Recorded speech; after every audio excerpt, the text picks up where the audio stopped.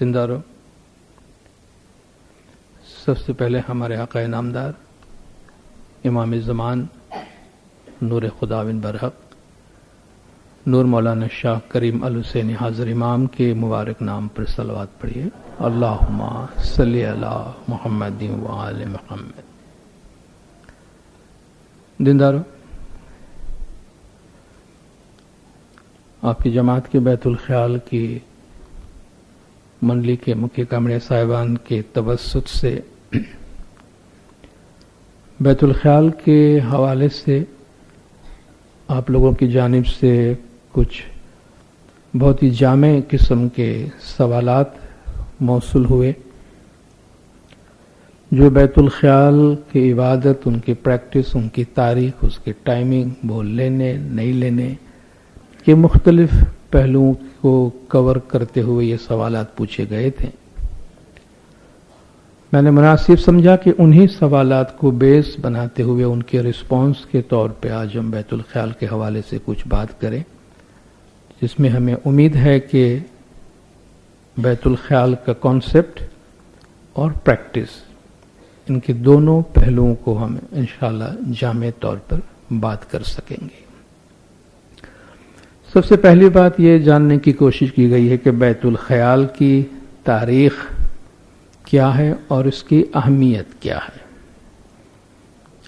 بیت الخیال ایز منڈلی، اس کی تاریخ بہت پرانی نہیں ہے، یہ ہمارے انڈین جو ٹریڈیشن چلتی ہے ہمارے جماعت کی پریکٹس کی، انہی پریکٹسز میں یہ ایوالو ہوئی ہیں، وہ مجلس کی بات ہے، مگر بیت الخیال ایز کانسیپٹ، بیت الخیال میں جو تصور ہے، بیت الخیال میں جو پریکٹس ہے، ظاہر اس کی کوئی تاریخ نہیں ہے، وہ اس وقت سے ہے جب سے دین ہے، وہ اس وقت سے ہے جب سے اللہ کی یاد ہے۔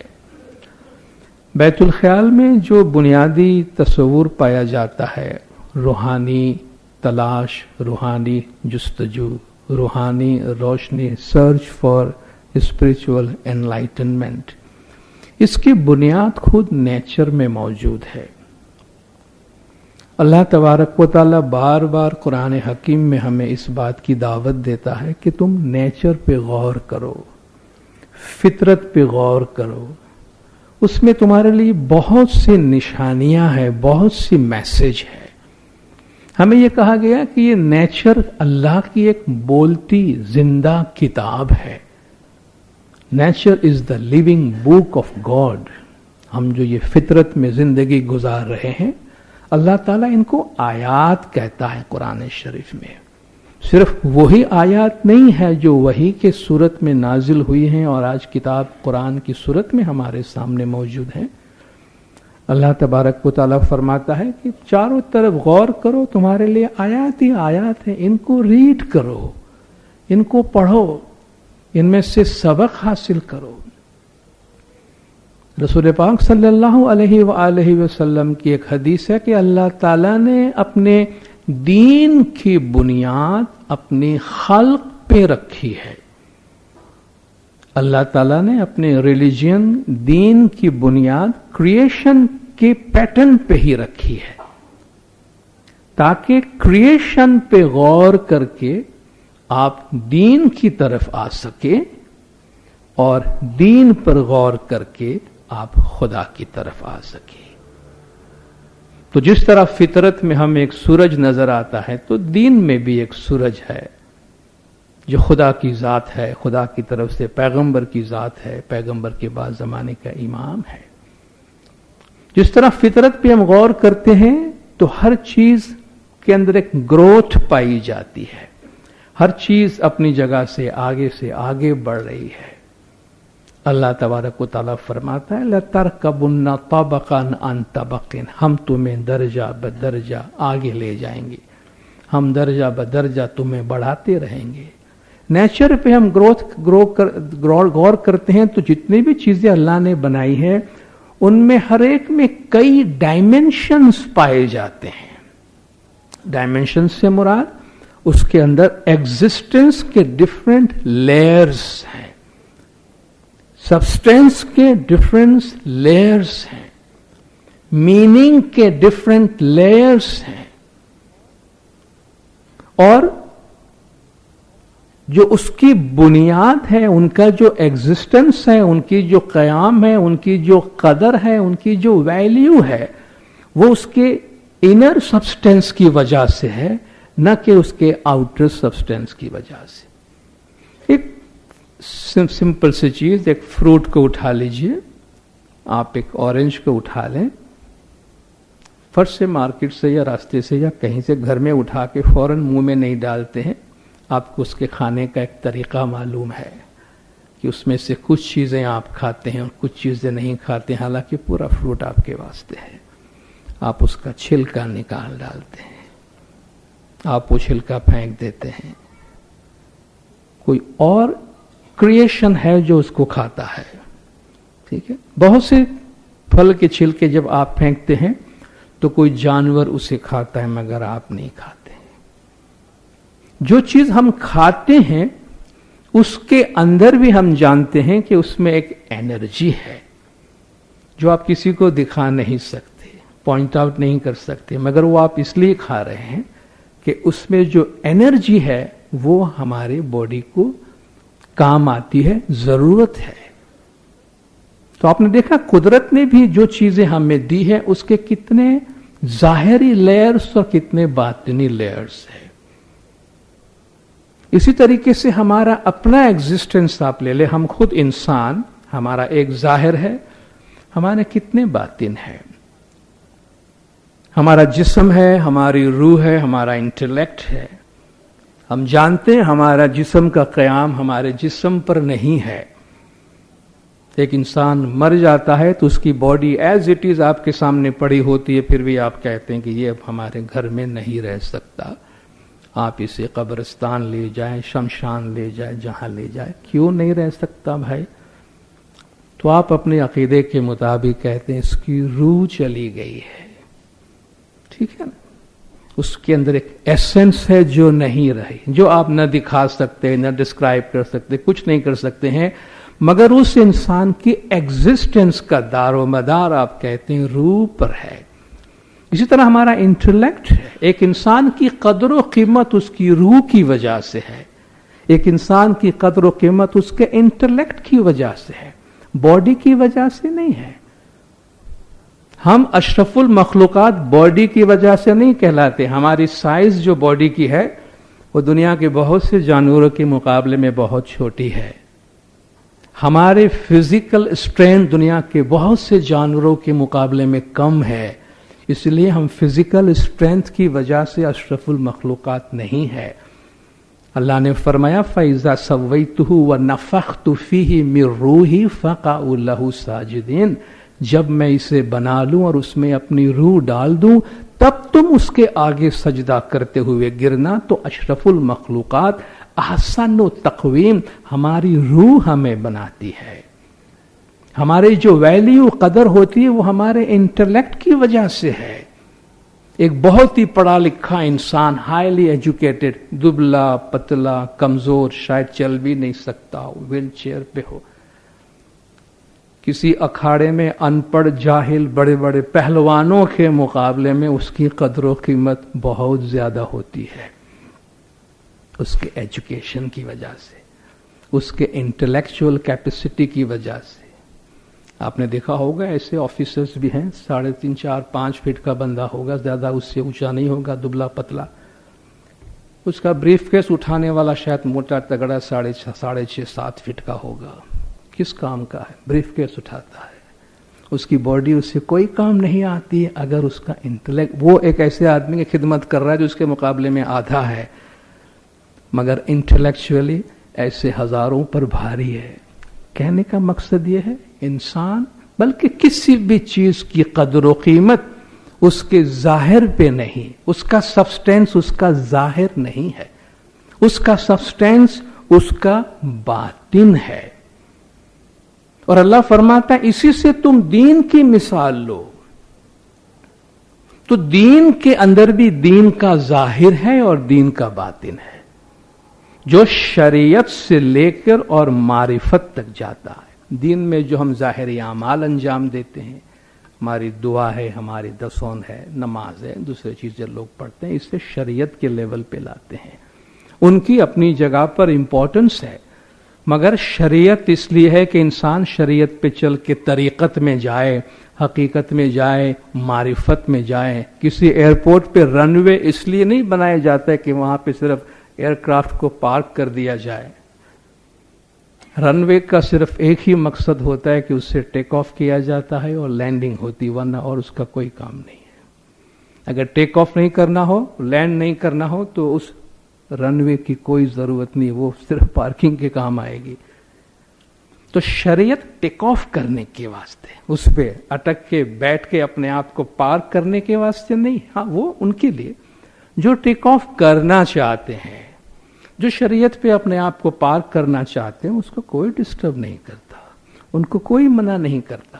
لیکن جب ہم بیت الخیال کے کانسیپٹ کی بات کرتے ہیں تو بیت الخیال کا concept spiritual search, spiritual enlightenment کے سرچ کا کانسیپٹ یہ ہے کہ اللہ فرماتا ہے آگے بڑھو، ہر چیز کے اندر جانے کی کوشش کرو، ڈفرینٹ ڈائمینشن میں جاؤ، تلاش کرو، جستجو کرو، سبسٹینس تک جاؤ، ایسنس تک جاؤ.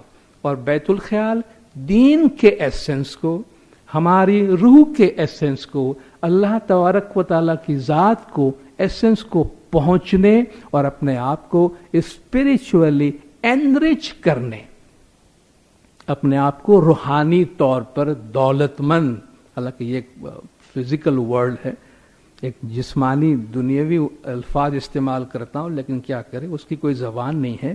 اپنے آپ کو روحانی طور پہ دھنوان کرنے کے لیے بیت الخیال کا راستہ استعمال کیا جاتا ہے.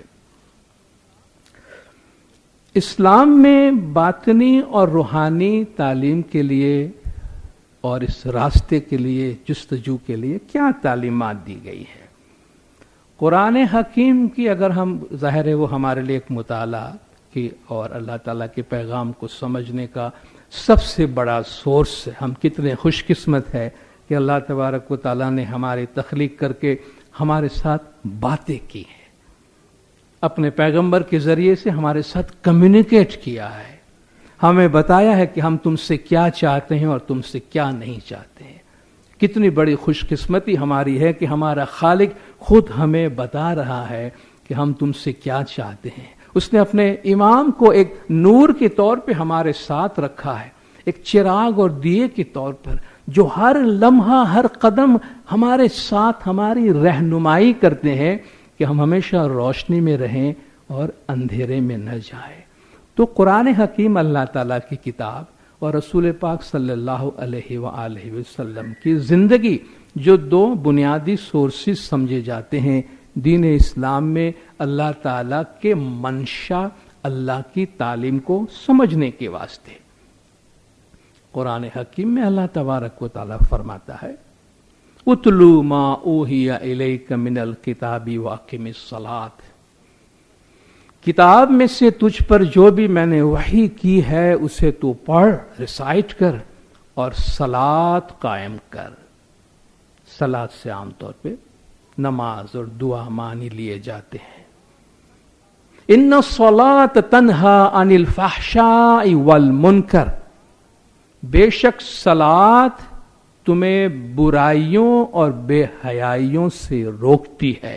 یہ صلاۃ کا فائدہ ہے. صلاۃ قائم کرنے والا بے حیائیوں سے اور برائیوں سے رکتا ہے، رک جانا چاہیے اس کو. یہ صلاۃ کی برکات ہے. وَلَذِكْرُ اللَّهِ اکبر، مگر اللہ کا ذکر بہت بڑی چیز ہے. دیکھا آپ نے، اللہ صلاۃ نماز قائم کرنے کا حکم دیتا ہے، مگر فرماتا ہے اس کا کیا فائدہ ہے؟ یہ تمہیں مورلی ایتھیکلی ساؤنڈ بناتا ہے. مگر اللہ کا ذکر وہ بات دوسری ہے. وَلَذِكْرُ اللَّهِ اکبر، اللہ کا ذکر بہت بڑی چیز ہے. رسول پاک صلی اللہ علیہ وآلہ وسلم صلوات اللہ علیہ اپنی زندگی کے دوران ہمیں جو مثال اپنے کردار سے، اپنے اعمال سے، اپنی پریکٹس سے دے رہے ہیں، چونکہ آپ کی زندگی ہمارے لیے اسوہ حسنہ ہے۔ لقد کان لکم فی رسول اللہ اسوۃ حسنہ، بے شک تمہارے لیے رسول پاک صلی اللہ علیہ وآلہ وسلم کی زندگی میں ایک بہترین نمونہ ہے، یعنی وہ جو کچھ کر رہے ہیں اس میں سے کافی کچھ سیکھنے کے لیے تمہارے واسطے ہے، جو کہ اللہ نے اپنے کلام میں جو باتیں تمہیں بتائی ہیں، اگر وہ تمہاری سمجھ میں نہیں آ رہے ہیں اور وہ باتیں اتنی واضح نہیں ہے تو حضور پاک آپ کو کر کر کے بتاتے ہیں کہ اس میں اللہ کا کیا منشا ہے۔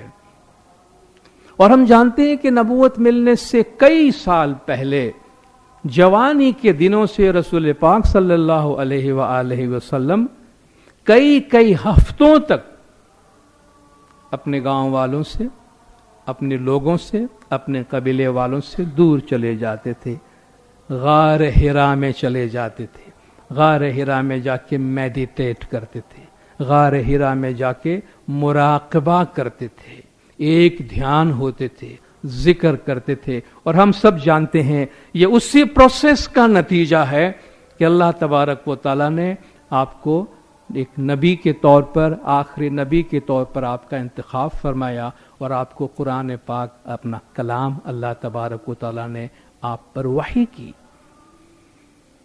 تو آپ کی زندگی سے بھی ہمیں یہ مثال ملتی ہے کہ آپ نے صرف انہی چیزوں پر اکتفا نہیں کیا ہے۔ قرآن کی آیات لیجئے، یا ایھا المزمل، ابتدائی دنوں میں جب حضور پہ وحی نازل ہوئی ہے اور کہتے ہیں آپ پہ ایک عجیب سی کیفیت طاری ہو رہی تھی تو آپ چادر اوڑھ کے لیٹ گئے، تو اللہ نے فرمایا یا ایھا المزمل، اے چادر لپیٹ کے اوڑھنے والے، قم اللیل، رات کو اٹھا کر، الا قلیلا، تھوڑی سی رات، نصفہ، آدھی رات کو، او انقص منہ قلیلا، یا اس میں کچھ کم کر دے، او زد علیہ ورتل القرآن ترتیلا، آدھی رات میں کچھ بڑھا دے یا گھٹا دے، اور قرآن کو ترتیل کے ساتھ پڑھا کر اللہ کو یاد کیا کر، اللہ کا ذکر کیا کر۔ تو یہ اللہ تبارک و تعالیٰ کا حکم آپ کو نازل ہوا ہے، اور آپ کو آدھی رات کو اٹھ کر، بلکہ اللہ تعالیٰ فرماتا ہے اللہ کو معلوم ہے کہ آپ آدھی رات کو اٹھ رہے ہیں، اور آپ بھی اکیلے نہیں ہیں، آپ بھی اکیلے نہیں ہیں، آپ کے ساتھ جس طرح آج بھی آپ دیکھیں بیت الخیال چھوٹا سا گروپ ہے، جماعت میں بیت الخیال ایک منڈلی ہے، منڈلی میں صبح آنے والے ایک چھوٹا سا گروپ ہے، اور مولا اس کو اسی طرح دیکھ رہے ہیں۔ آج کل آپ دیکھیں جو اسماعیلی سینٹرز بھی بن رہے ہیں، اس میں بھی میڈیٹیشن ہال، بیت الخیال کا ہال مولا بناتے ہیں، مگر جماعت خانہ کے مقابلے میں چھوٹا سا ہی بناتے ہیں۔ ٹھیک ہے، یہ اس زمانے سے لے کر ایک چھوٹے سے گروپ کا کام ہے، یہ ماسز کے واسطے نہیں ہے، یہ ماسز کے لیے جوش میں آ کر یہ سب کو لے چلنا، یہ مولا نے خود اپنے فرمان میں کہیں ایسا کرنے کو فرمایا ہی نہیں ہے، بلکہ بار بار مولا جماعت جو آنے والے سے پوچھتے رہتے ہیں کہ سنجیدگی سے آئے ہو، سوچ کر آئے ہو، کیونکہ رزلٹ بھی ہمارے سامنے ہی ہوتا ہے۔ جب مولا بیت الخیال کا بول دینے آتے ہیں تو بول لینے والوں میں بیٹھنے کی جگہ نہیں ہوتی ہے، مگر پھر بیت الخیال میں پھر جگہ ہی جگہ ہوتی ہے، یہ ڈفرنس ہے، ٹھیک ہے۔ تو مولا بھی فرماتے ہیں کہ یہ جوش اور ایموشن اور یہ اس طریقے سے یہ چیز لینے کی نہیں ہے۔ اس وقت بھی اللہ فرماتا ہے ان ربک یعلم انک تقوم ادنی من ثلث اللیل ونصفہ وثلثہ وطائفۃ من الذین معک، تیرا پروردگار جانتا ہے تو آدھی رات کو اٹھتا ہے، آدھی رات سے کچھ پہلے یا آدھی رات سے کچھ بعد یا ایک تہائی رات کو اٹھتا ہے، اور تیرے ساتھ ایک چھوٹا سا گروہ، تیرے ساتھ ایک چھوٹا سا گروپ بھی اٹھتا ہے۔ تو آپ دیکھیں اس وقت بھی یہ خصوصی قسم کی عبادت حضور پاک صلی اللہ علیہ وآلہ وسلم خود کیا کرتے تھے، اور آپ نے کچھ لوگوں کو سلیکٹ کیا ہوگا اپنے آس پاس جو رہتے تھے ان میں، کہ کون اس راستے میں آپ کے ساتھ چل سکتا ہے، اور وہ گروہ اس وقت بھی حضور پاک کے ساتھ رہ کر ایک خصوصی قسم کی عبادت کیا کرتے تھے۔ شیعہ اسلام میں اور خاص طور پر اسماعیلی طریقے میں दीन इस्लाम के शुरुआत से लेके ही हमने बातिन और बातिन के सर्च पर बहुत ज्यादा जोर दिया है। थ्रू आउट हिस्ट्री हमारा तो नाम ही बातिनीन है कि हम बातिन के रास्ते पे चलने वाले और बातिन के सर्च करने वाले और बातिन को इंपॉर्टेंस देने वाले लोग हैं।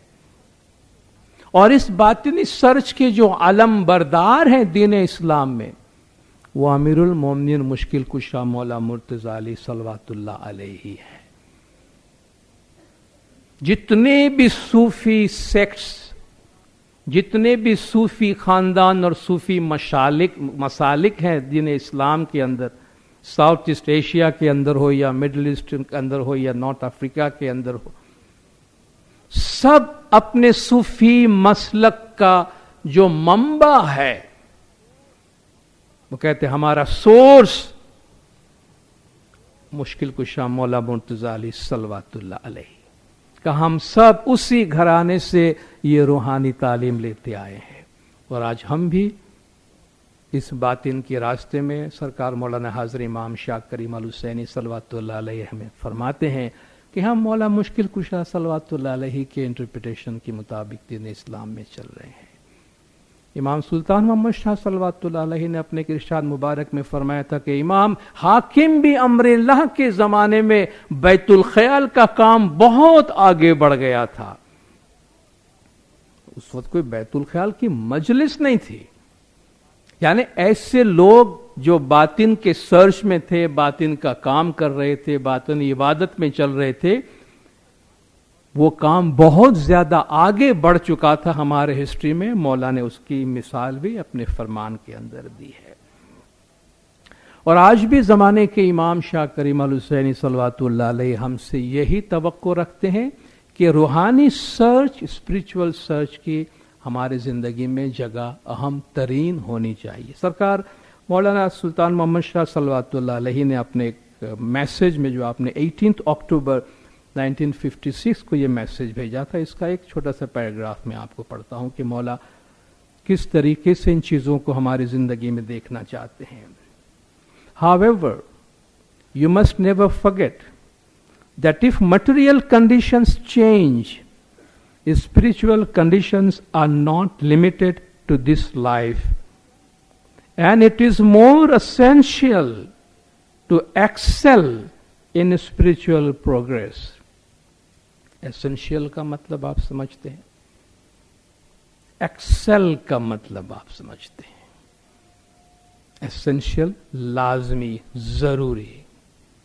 एक्सेल हम अपने दुनियावी तालीम में हर माँ बाप की ये ख्वाहिश होती है, एक्सीलेंट स्कूल में मेरा बच्चा जाए, एक्सीलेंट कॉलेज में मेरा बच्चा जाए, एक्सीलेंट यूनिवर्सिटी में जाए, एक्सीलेंट रिजल्ट हासिल करे। मौला की भी ये ख्वाहिश है और हमारी भी ये ख्वाहिश है कि हम एक्सेल करें हर चीज में। मौला फरमाते हैं it is more essential to excel in spiritual progress.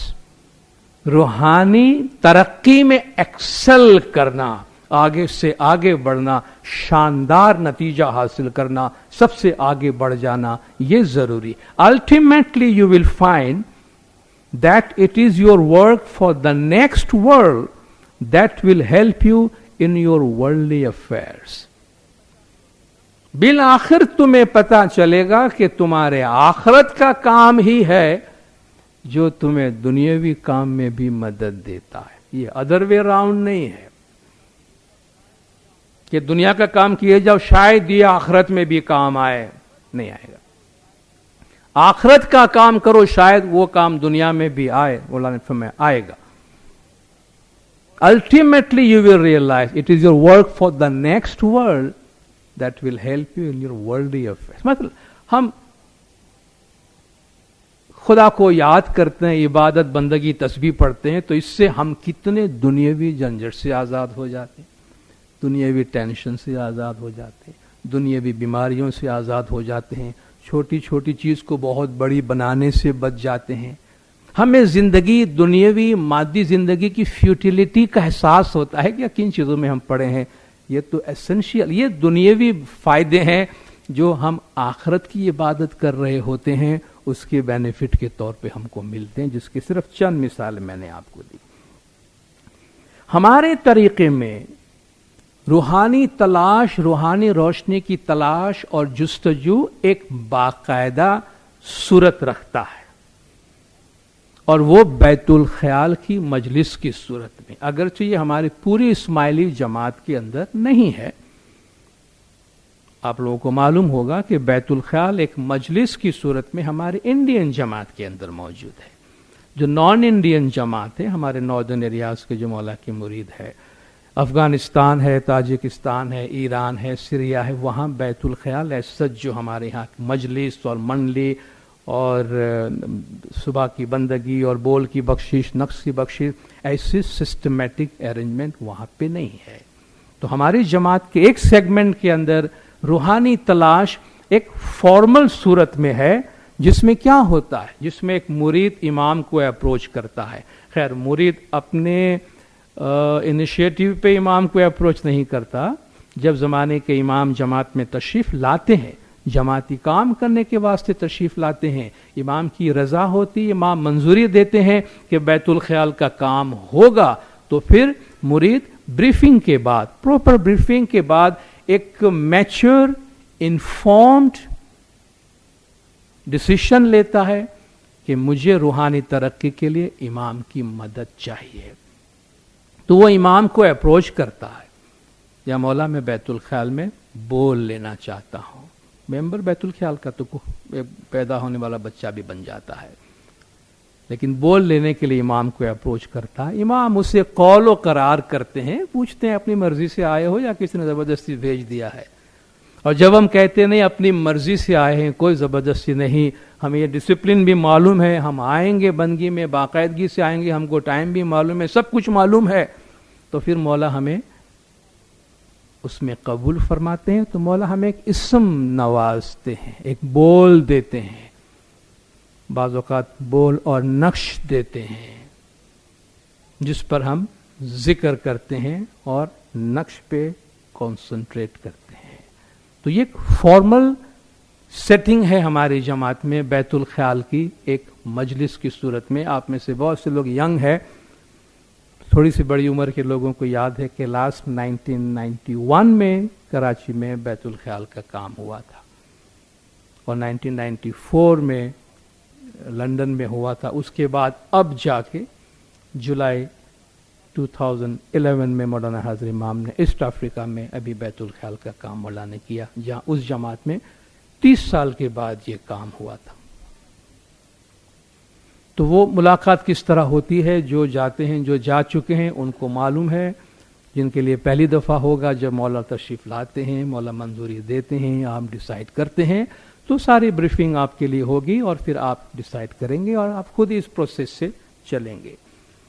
लोगों ने पूछा है भाई इसमें आज़म क्या है, आखिर क्या है, क्या ज़रूरत है इसकी, इसकी अहमियत क्या है। इस्म का मतलब है नाम, इसमें आज़म का मतलब है बड़ा नाम, और इसके मतलब अल्लाह का नाम है। फरमान में इसको बोल भी कहा गया है, फरमान में इसको जिक्र भी कहा गया है, और इस्म के तौर पर भी याद किया जाता है। ये इस्म क्या रोल प्ले करता है?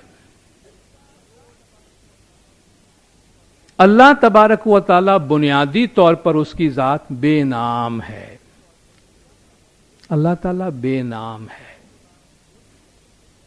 तुम अल्लाह के बारे में जो भी तसव्वुर करते हो, सुभान रब्बिक रब्बिल इज्जति अम्मा यसिफून, ये लोग जो भी सिफात अल्लाह ताला के बारे में बयान करते हैं, अल्लाह ताला उससे बालातर है।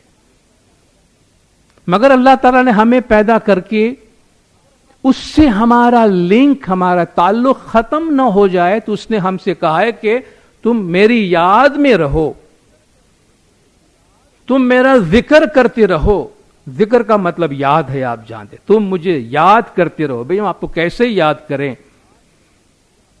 एब्स्ट्रैक्ट चीजें, हम तो मादी दुनिया में रहते हैं, हम 5 सेंसेस की दुनिया में, हम किसी एब्स्ट्रैक्ट मुजर्रद चीज का तस्वुर नहीं कर सकते, जिनका ना कोई रंग है, न रूप है, न शेप है, तो आप किसको याद कर रहे हैं? तो अल्लाह ने फरमाया फिक्र नहीं करो, हम तुम्हें अपना नाम देते हैं। तो अल्लाह ने खुद अपना नाम रखा, वलिल्लाहिल अस्माउल हुस्ना, अल्लाह के प्यारे प्यारे नाम है। There are beautiful names of अल्लाह फदऊहु बिहा, कॉल हिम विद देम। अल्लाह के अच्छे अच्छे नाम है, उस अल्लाह को उन नामों के जरिए से बुलाओ। तबारकस्मु रब्बिका जिल जलाली वल इकराम, तेरे परवरदिगार आलीशान का नाम तबारक, बड़ा बरकत वाला है। तो ये अल्लाह के नाम की बरकत है। अल्लाह ने खुद ये नाम के जरिए से हमें उसे पुकारने के लिए हमें एक जरिया दिया है। और नाम इटसेल्फ मकसद नहीं होता, नाम के पीछे नामी होता है, इस्म के पीछे मुसम्मा होता है, वो जिसका नाम रखा गया है। नेम के पीछे नेम्ड होता है। और जब आप किसी को बुलाते हैं तो आप नाम को नहीं बुलाते, नाम के पीछे जो आदमी है उसको बुलाते हैं। हम भी तो सब बेनाम ही पैदा हुए हैं ना, हम में से तो कोई नाम के साथ तो नहीं पैदा हुआ है, मगर हम सब के नाम हैं और हम सब अपने नाम से पहचाने जाते हैं। इसी तरह अल्लाह बेनाम होने पर उसने खुद अपने नाम हमारे लिए इंट्रोड्यूस किए हैं। और अल्लाह फरमाता है मेरे नाम का जिक्र करो, ताकि इस नाम के जरिए से नाम लेता नामी को पावे, आपा मेट निज आप समावे। नाम लेते हुए तुम उस नामी को जो के नाम के पीछे है उसको हासिल कर सकोगे। तुम्हारी अपनी जात खत्म हो जाएगी और ये जात उसमें जाकर समा जाएगा जिसको कि तुम याद कर रहे हो। अलख अगोचर अपरंपारा, तेने 100 नाम बढ़ाया, वो नाकाबिल बयान है, उसकी कोई जगह नहीं है, अनलिमिटेड है। उसने 100 नाम अपने वास्ते रख दिए हैं। तो ये नाम है जिसको मौला ने भी फरमाया, जो नाम हम आपको देते हैं वो एक लिंक है, एक व्हीकल है, जिसको रट के, जिसको याद करके, जिस पे कॉन्सेंट्रेट करके आप ग्रेजुअली, मौला फरमाता ये लिंक आपकी shorter shorter shorter, closer closer closer होते जाएगा।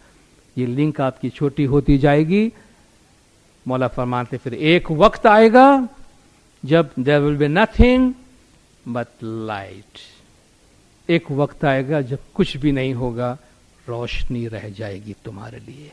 ये इस्म है जो जमाने के इमाम की तरफ से उन लोगों को दिया जाता है जो इमाम की हुजूर में जाते हैं ये बख्शिश लेने के लिए, उन कंडीशंस पे जो इमाम ज़मान देते हैं, न कि हमारी कंडीशंस पे। हमारी कंडीशंस पे नहीं, इमाम की कंडीशंस पे। वो कंडीशंस क्या है, फरामीन में हम बार बार सुनते हैं, और जब भी हम जाएंगे फर्स्ट टाइम तो वो कंडीशंस मौला खुद अपने फरमान में हमको याद दिलाते हैं। क्या रूहानी तरक्की करने के लिए इसमें आज़म लेना फर्ज है? क्या रूहानी तरक्की के लिए इसमें आज़म लेना फर्ज है? फर्ज नहीं है। फर्ज होता तो मौला फरमाते फर्ज है, मौला बार बार फरमाते, लाजमी नहीं है, जबरदस्ती नहीं है। बहुत सी चीजें लाइफ में जबरदस्ती नहीं है मगर वो बहुत अच्छी है। फर्ज नहीं है मगर एसेंशियल है। आला तालीम हासिल करना आप पे कोई जबरदस्ती नहीं है। आप अगर यूनिवर्सिटी नहीं जाएंगे तो पुलिस पकड़ के आपको यूनिवर्सिटी नहीं लेके जाएगी, ऐसा कोई कानून नहीं है। लेकिन हम सब जानते हैं कि अच्छा इंसान बनने के लिए पढ़ा लिखा होना जरूरी है, ताकि हम इंसान नजर आए, जानवर नजर ना आए। कोई जबरदस्ती नहीं है, मगर समझ में आती है बात कि फर्ज नहीं है एजुकेशन, मगर उसके बगैर चारा भी नहीं है। अगर पढ़ा लिखा बनना है, समाज में कोई मकाम हासिल करना है, अच्छी सेहत, बॉडी बनाना है, वर्जिश करना फर्ज नहीं है। लेकिन सब कुछ ना कुछ करते रहते हैं। कोई वॉक करता रहता है, कोई जिम में जाता है, कोई हर एक के अपने अपने टेस्ट के मुताबिक। जो बॉडी बिल्डर बनना चाहता है तो बाकायदा जिम में जाता है। कोई वैसे ठीक ठाक रहना चाहता है तो आधा घंटा यहाँ वहाँ चल के गुजारा कर लेता है, अपनी मर्जी है। मगर अच्छी सेहत अगर चाहिए तो कोई गवर्नमेंट वाले आके आपको पकड़ के जिम में नहीं ले जाते हैं, मगर अच्छी सेहत चाहिए तो एक्सरसाइज जरूरी है, कंपलसरी, एक लॉ बाय लॉ आप पे कोई फर्ज जबरदस्ती नहीं है। तो मुरीद अपनी मर्जी से चलने के बजाय इमाम का सहारा लेना चाहते हैं, ठीक है। जो लोग इसमें आज़म लेते हैं, फर्ज नहीं है, ठीक है। मैं कहता हूं मैं अपनी मर्जी के मुताबिक चलूं, उससे अच्छा है कि माँ बाप की साय में चलूं, तो अच्छी बात है ना। बच्चा अपनी मर्जी से चले और दूसरा ऑप्शन है कि माँ बाप पकड़ के चलावे, तो बच्चे के लिए सेफ्टी इसी में है कि माँ बाप पकड़ के चलावे ताकि टेंशन नहीं रहे बच्चे को किसी किस्म। लेकिन कोई चाहता है कि अपनी मर्जी पे चले, मौला उसको कभी मना नहीं करते। लेकिन अगर कोई चाहता है कि इमाम के साए में चले, तो उसके लिए ये ऑप्शन मौजूद है, मगर उसमें इमाम की कंडीशंस है।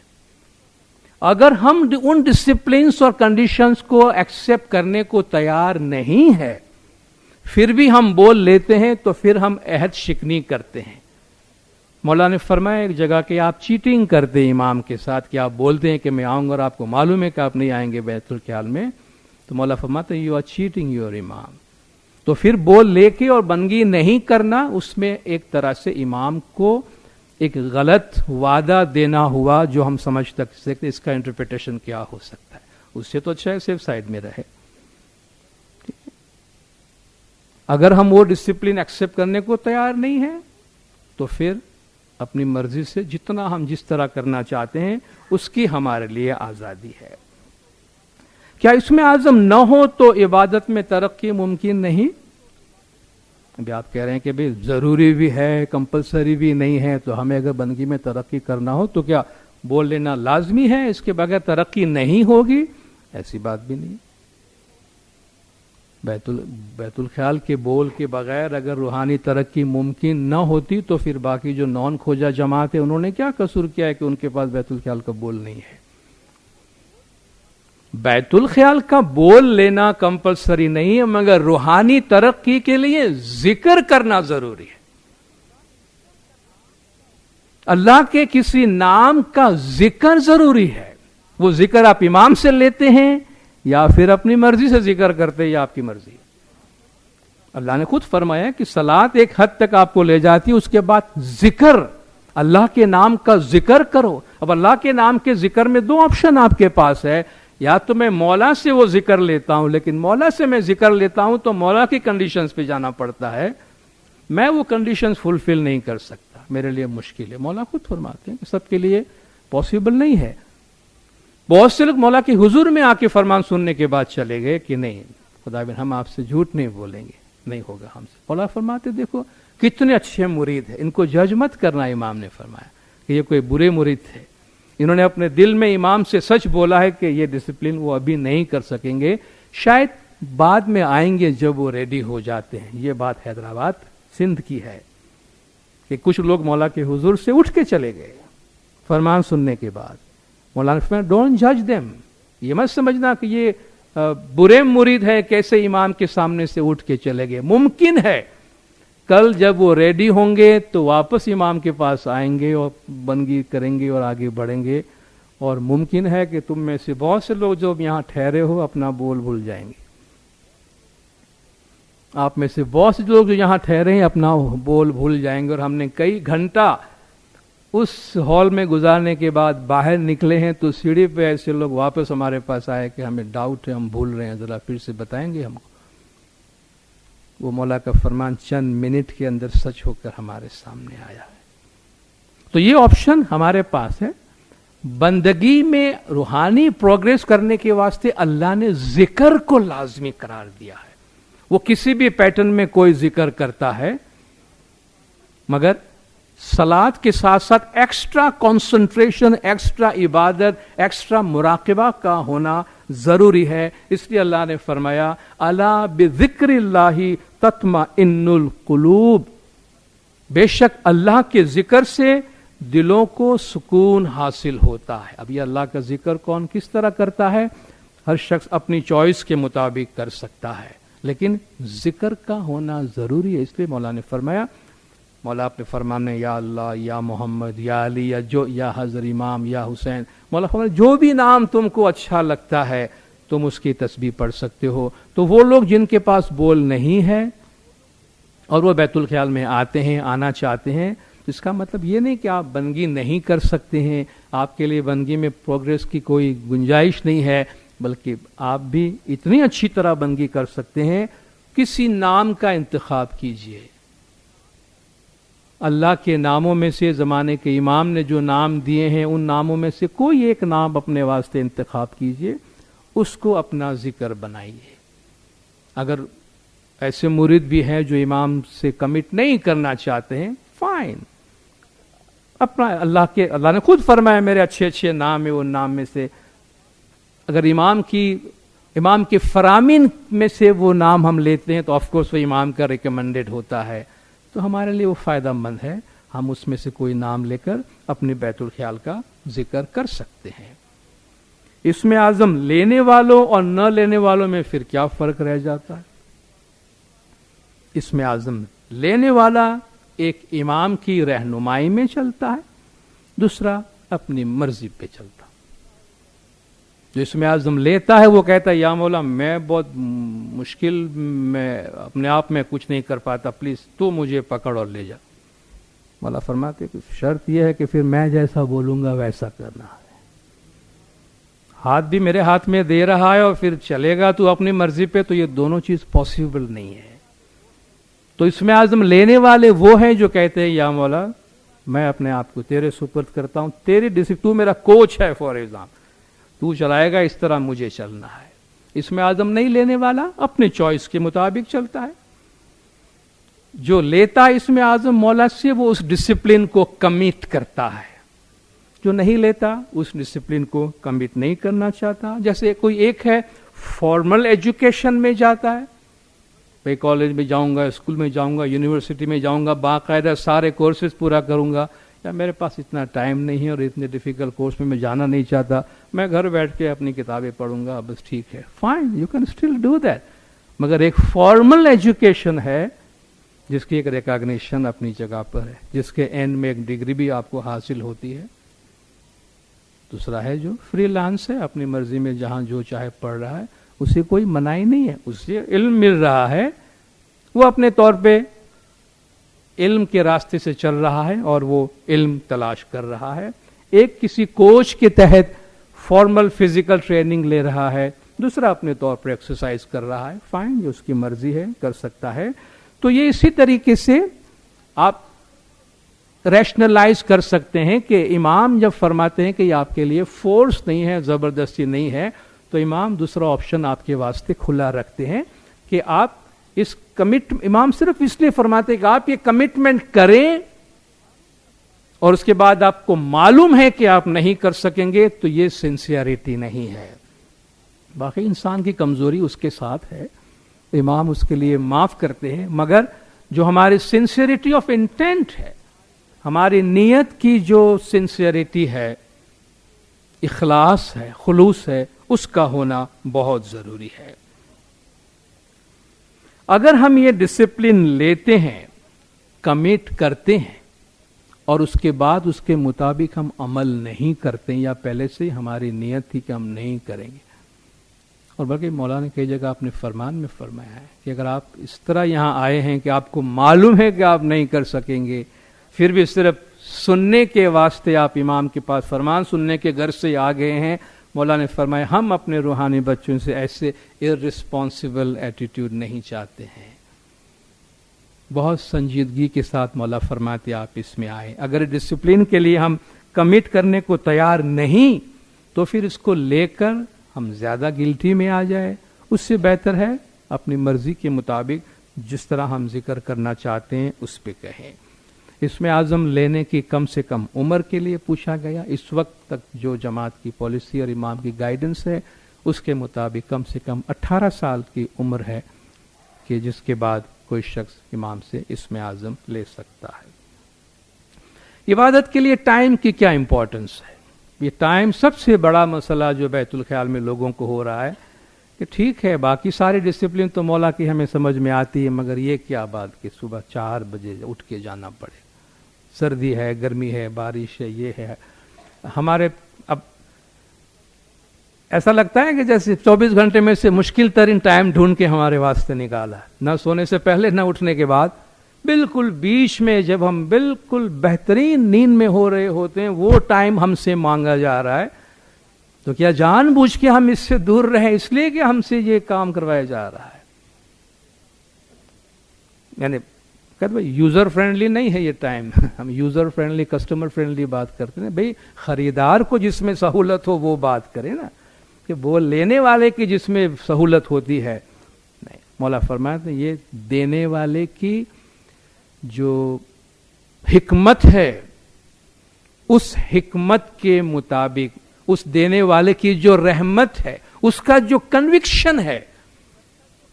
ڈاکٹر اپنے مریض کو میڈیسن اپنے مریض کی پسند پہ نہیں دیتا ہے، اپنے مریض کی نیڈ پر دیتا ہے اور اپنے کنوکشن پہ دیتا ہے کہ اس مریض کو کون سی دوا ٹھیک کرے گی، نہ کہ کون سی دوا اسے پسند آتی ہے، میٹھی لگتی ہے، بار بار کھانے کو جی چاہتا ہے، اس کو دے دو، اس کو یہ والی نہیں. وہ انسنسیئرٹی ہوتی ہے. تو بیت الخیال کا ٹائم بلکہ میڈیٹیشن کا ٹائم، بلکہ اسپرچول سرچ کا ٹائم، روحانی تلاش کا ٹائم اللہ نے مقرر کیا ہے. اللہ نے مقرر کیا ہے. قرآن شریف اٹھائیے، بھری ہوئی ہے ایسی آیات. آدھی رات کو اٹھ، ایسے لوگوں کی تعریف کی جا رہی ہے جو آدھی رات کو جاگتے ہیں، سوتے نہیں ہیں رات کو، بہت کم سوتے ہیں رات کو. اللہ ان لوگوں کی تعریف کرتا ہے. رسول پاک صلی اللہ علیہ وآلہ وسلم کی زندگی کی ایک بہترین مثال جو ساری دنیا سیلیبریٹ کرتی ہے. آپ کا کلائمیکس کہتے ہیں آپ کی عبادت کا، آپ پہ قرآن کا نزول تو رات کے ٹائم پہ میڈیٹیشن میں، خاموشی میں، سولیٹیوڈ میں، اکیلے میں. آپ کی معراج دوپہر کو 12 بجے، 2 بجے، شام کو 4 بجے، رات کو. سبحان الذی اسری بعبدہ لیلا من المسجد الحرام الی المسجد الاقصی الذی بارکنا حولہ لنریہ من آیاتنا. سبحان ہے وہ پروردگار جس نے رات کو اپنے بندے کو مسجد حرام سے مسجد اقصی لے گیا اور اپنے نور کی نشانیاں بتایا. کب بتایا؟ رات کو. معراج خدا کا رسول پایا جنہیں سب رات کی تھی حق بندگی. رہنی بھیجی اس جگ ہے منت ملاوا کاچ. یہ بھی نیچر کی بات، بالکل نیچر سے لیا ہے. محبوب سے رات میں ہی ملتا ہے، انسان ہو یا جانور. پیر فرماتے گنانوں میں کہ پیا کی جو ملن ہے وہ بھی رات کو ہے، تو روحانی پیا کا ملن دن میں کیسے ہو سکتا ہے؟ وہ بھی رات میں ہے. رہنی بھیجی اس جگما منت ملاوا کاج. دوست کو ملنے کے لیے رات دی گئی ہے. رسول بھی اس رہنی ماہ جا پایا معراج. رسول بھی اسی رات میں معراج کو حاصل کیا ہے. مولا فرماتے رات کا سارا وقت سونے کے واسطے نہیں ہے، عبادت کے واسطے بھی ہے. مولا فرماتے آدھی رات کو اٹھ کے یا علی کی بندگی کرو، اس میں جو گناہ ہوتا ہے وہ میرا اور جو ثواب ہے وہ تمہارا. گناہ ہوگا کہاں سے؟ اس میں تو سب اچھا ہی اچھا ہے. آدھی رات کو آسمان سے ایک فرشتہ اترتا ہے، پکار کرتا ہے کوئی اللہ کا بندہ جو اپنے گناہوں کی معافی مانگے اور میں اس کی توبہ اللہ کے حضور میں لے جاؤں اور قبول کراؤں. آدھی رات کو مولا فرماتے وہ اترتا ہے. لیلۃ القدر کی بھی اتنی سیلیبریشن آپ کرتے ہیں. آدھی رات کو اللہ اس کو لیلۃ القدر، لیلۃ المبارکہ، برکت والی رات، برکت والی بات ہے. تو اللہ تبارک و تعالیٰ بھی قرآن شریف میں فرماتا ہے، اسی جو میں مزمل کی آیتیں پڑھ گیا، رات کو اٹھ، ان ناشیۃ اللیل ہی اشد وطئا واقوم قیلا. رات کا اٹھنا نفس پہ بہت بھاری گزرتا ہے اور تیری بات زبان بہت اچھی چلتی ہے. موسٹلی یہ کہا گیا ہے جو آدمی رات کو اٹھتا ہے، آدھی رات کی بندگی کرتا ہے، اس کی زبان کبھی اس کو دھوکہ نہیں دیتی ہے. اس کی زبان، اس کا دل دونوں آپس میں ساتھ میں ہوتے ہیں. ان لک فی النہار صبحا طویلا. رسول کو بھی فرماتے ہیں اللہ दिन के टाइम पे तुझे बहुत काम है, फस्कुरिस्म रब्बक, रात के वक्त बैठ के जिक्र कर, सबसे अलग थलग होकर अल्लाह का जिक्र किया कर। वल्लज़ीना यबीतूना लिरब्बिहिम सुज्जदन व क़यामन, अल्लाह उन लोगों की तारीफ करता है जो रात को सजदे में और क़याम में अपनी सारी रात गुजार देते हैं, सारी रात सजदे में क़याम में गुजारते हैं। कालू कलीलम मिनल लैली मा यहजऊन, बहश्त में लिए जा रहे हैं कुछ लोगों को। लोगों ने पूछा भाई कौन है, इन्होंने कौन सा ऐसा तीर मारा है, कहां लेके जा रहे हैं इनको, क्या किया करते थे ये लोग? कहा बहुत कुछ किया करते थे, उसमें से एक ये कानू कलीलम मिनल लैली मा यहजऊन, रात को बहुत कम सोया करते थे ये बहश्ती लोग, इसलिए वहां ले जा रहे हैं इसको हम लोग। वह बिल असहारी हुम यस्तगफिरून, सुबह सुबह अपने गुनाहों की माफी भी मांगा करते थे। ये अहले जन्नत की तारीफ बताई गई है। ततजाफा जुनूबुहुम अनिल मदाजी, उनके पीठ उनके बिस्तर से अलूफ रहते हैं। अल्लाह फरमाता ये वो मुरीद है मेरे जिनकी पीठ उनके बिस्तर से अलग रहती थी, यानी महावरतन कहा गया सोते नहीं थे, बिस्तर पे नहीं होते थे रात को, ये लोग जिक्र में होते थे। इनकी पीठ उनके बिस्तर से अलग रहती थी। यदऊन रब्बहुम खौफन व तमअन, उम्मीद से और खौफ से अपने परवरदिगार को बुलाते रहते थे, याद करते रहते थे। तो आधी रात को उठकर इबादत करना हमारे गिनानों में हमको तफसील से बताया गया है। डेली गिनान में पढ़ते हैं नूर बेड़ा नूर पियो करियो बनान, खट घड़ी पाछली रहनी रहे त्यारे तमे जागो मोमन भाई जी। ये क्या है खट घड़ी पाछली? एक घड़ी 24 मिनट की होती है, खट घड़ी कहते हैं 6 घड़ियां। 6 घड़ी 24 मिनट को 6 से मल्टीप्लाई करें तो तकरीबन 2.25 घंटे की बात होती है सुबह की। ये सुबह की 6 घड़ियां जब बाकी रहे, तारे तमे जागो मोमन भाई जी, तभी उठ जाओ, जागी जागी अपना अलख ने आराधो। ये तारी आस करी ने हूरा चल कर आवी रे मर्दो, तेनी आशा माहे भंग केम पाड़ो। कितना खूबसूरत गिनान है। किसमें ऐसा बताया गया बंदा बिस्तर पे सोया है और आधी रात को रूहरें आ रही कि क्या सोया हुआ है, देख अमीना सरग थी अमीना कंचोला हूं भर कर आवी रे मर्दो, ये मैं नूर के प्याले भर कर लाई हूं। तू मुझे मायूस करके वापस करता है, उठता नहीं है, तो फिर मैं ये तो घास पे डाल के वापस चली जाती। मुझे तुझ पे अफसोस हो रहा है कि कौन ऐसा तुझे मिल गया है कि तू अभी तक बिस्तर पे सोया हुआ है, और हम हूरें जो तुझे बुला रही हैं अबदी सुकून के लिए, तेरे कान पे जूं तक नहीं रिंग रही है। सुबह बपोर सांझनी वेड़ा, खरी मधुराते मुनिवर ना मेड़ा। टाइम तो बहुत है, वो कहते भी सुबह भी है, दोपहर भी है, शाम भी है, सब इबादत का टाइम है, मगर खरी मधुराते मुनिवर ना मेड़ा, आधी रात को मोमिनिन का मेला होता है। और इस टाइम पे कोई कॉम्प्रोमाइज नहीं है, न हजारों साल पहले कोई कॉम्प्रोमाइज हुई है, न आज कोई कॉम्प्रोमाइज है कि आज मौला ने बोल दिया जब करना है कर लो। बैतुल ख्याल की बंदगी में आज भी मौला बोल रहे टाइम वही 4 से 5 वाला है, टाइम 4 से 5 वाला है। कुछ लोग मुश्किलात में है कि भाई 4 से 5 हमारी जॉब का टाइम होता है, जब नाइट शिफ्ट में लोग काम करते हैं। मौला ने फरमाया closest to your time of work आप बैठ जाओ भले, मगर वो सिर्फ उस दिन जिस दिन तुम्हारा काम है। और हमारी दुआ है कि तुम्हारी जॉब भी ऐसी हो जाए कि तुम किसी और जॉब में चले जाओ, तुम बैतुल ख्याल में आ सको। लेकिन मौला ने फरमाया ये परमानेंट सॉल्यूशन भी नहीं है, और ये आपके जो 4 से 5 की बंदगी का सब्स्टिट्यूट नहीं होता है।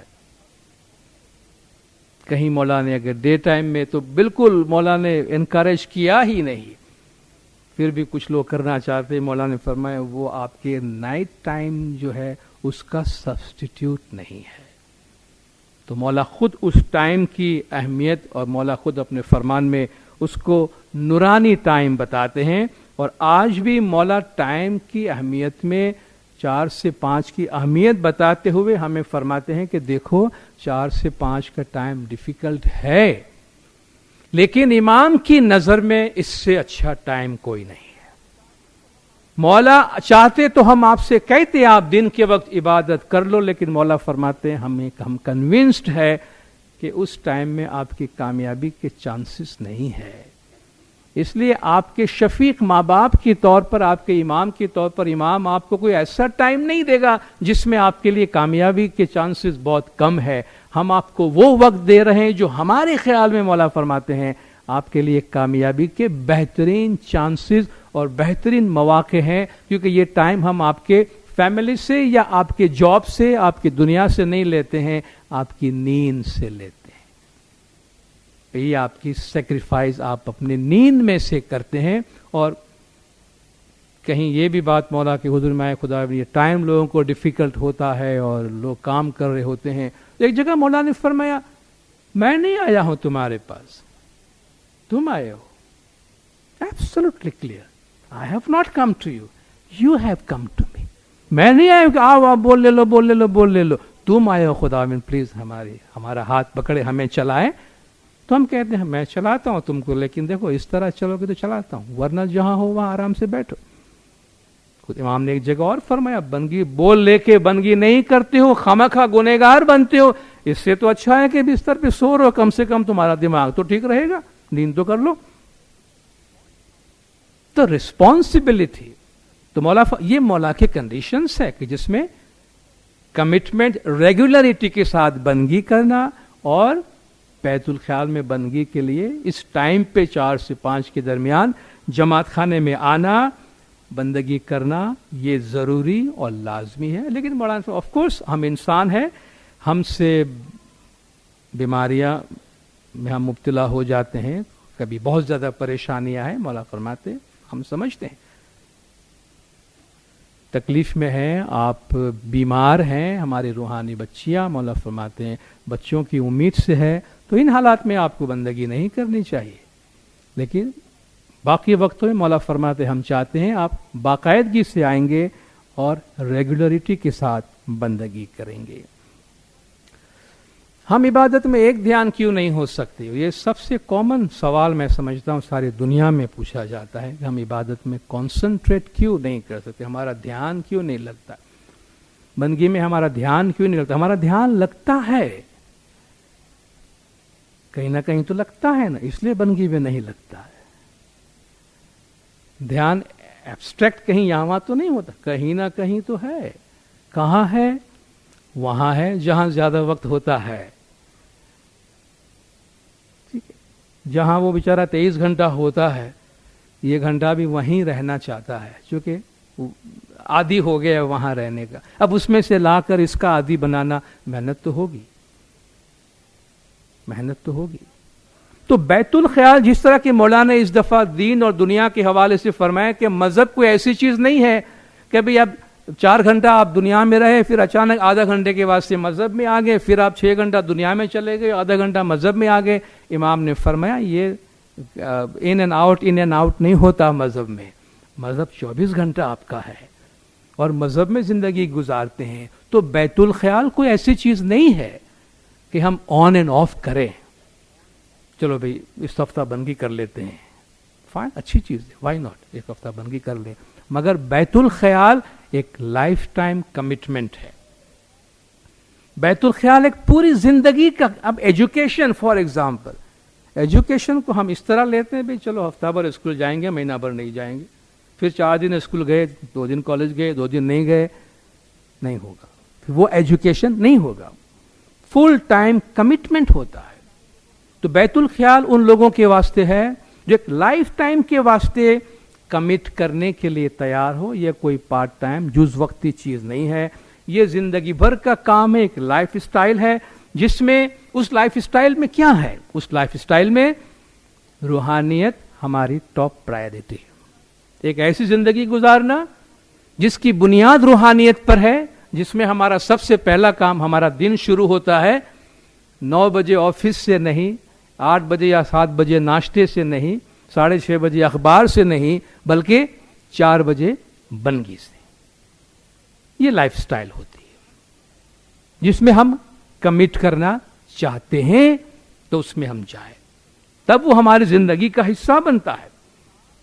एक एतदाल से भरपूर जिंदगी गुजारने की जरूरत है, एक मॉडरेट जिंदगी हमारी हो, जिस तरह मैंने प्रायोरिटी की बात की। अगर हम एक अच्छी सेहतमंद जिंदगी गुजारना चाहते हैं तो हम मनमानी जिंदगी नहीं गुजार सकते। भाई मैं हेल्दी रहना चाहता हूं, जहां जी में आए जो मिला खा लिया, जिधर गए खा लिया, जिधर गया जो जी में आए मैंने किया, तो वो हेल्दी लाइफस्टाइल नहीं है ना। हेल्दी लाइफस्टाइल कंट्रोल है कि आप क्या खाते हैं, कितना खाते हैं, कब खाते हैं, ये सब चीजें आपको हेल्दी बनाती है। खुदा ना खास्ता कोई डायबिटिक है, कोई हार्ट पेशेंट है, आपकी कंट्रोल्ड लाइफ है कि नहीं? हमारी लाइफ खुद ब खुद ने नहीं, डॉक्टर ने कर डाली है, बीवी ने कर डाली है, कोई ना कोई वॉच कर रहा है, लेवल पे आ गए, खाना पीना सब टाइट चल रहा है, बिल्कुल कंट्रोल लाइफ गुजार रहे हैं ना। क्यों कर रहे हैं? मैनेज कर रहे हैं अपनी भलाई के वास्ते एक कंट्रोल डिसिप्लिन लाइफ। रूहानी बैतुल ख्याल के मेंबर, वो लोग जो रूहानियत में आगे जाना चाहते हैं, कंट्रोल डिसिप्लिन लाइफ, हर चीज अपने मॉडरेशन के साथ। और मेरी जिंदगी का सबसे अहम काम वो दुनिया, मुझे पता है ये सब आनी जानी। आज अगर मैं 20 साल का हूं तो ठीक है, 80-90 साल के बाद तो मैं नहीं रहूंगा ना, वो रहेगा।